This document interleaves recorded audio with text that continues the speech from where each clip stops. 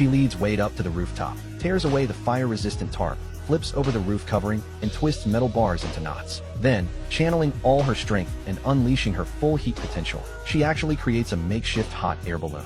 The two of them soar into the sky, getting a bird's-eye view of the entire town. Sure enough, before long, they spot the source of the leak, a massive hole torn in the canal's floodgate. Before they can fully process what's happening, a ship happens to dock nearby, and raging seawater comes pouring out, forcing them to turn and run for their lives. Ember nimbly climbs onto the floodgate, but Wade isn't so lucky. The floodwater merges with his body, and if Ember hadn't snapped off a metal rod to pull him to safety, poor Wade could have been swept away to who knows where. With seawater rushing toward the town again, they have no choice but to use sandbags to temporarily plug the hole. After the crisis passes, a grain of sand sticks to Wade's face. Ember wants to brush it off for him, but remembering that fire and water don't mix, she pulls her hand back. This shared experience sparks mutual attraction between them. Wade asks Ember on a date. Though she refuses verbally, the next day Ember shows up right on time. They watch movies together, take photos, share drinks. They do everything couples do, except they can't actually touch each other. Anyone with basic knowledge knows that fire and water don't mix, yet somehow they've fallen in love. But this combination is destined to face challenges. One day, the shop's water pipes burst again.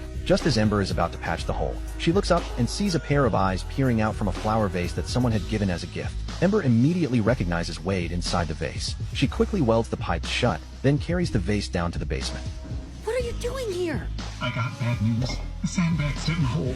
Obviously. However, tomorrow is the deadline Gale promised, so the two head to the seaside to make more sandbags to repair the gap. Wade is amazed to discover that Ember's ultra-high body temperature can actually melt sand into glass. At the same time, a bold idea forms in Ember's mind. She approaches the floodgate and touches the sandbags with her hands. After a brilliant flash of fire, the sand melts into liquid glass. Ember lets her imagination run wild, freely sculpting the glass into different shapes. Before long, she creates crystalline structures that rival works of art. These crystals are both beautiful and functional. The supervisor is thoroughly impressed and immediately cancels the citation against Ember's family. Just as the two return to the front door, Ember's mom catches them red-handed. Mom never expected her daughter's mysterious boyfriend to be a water person.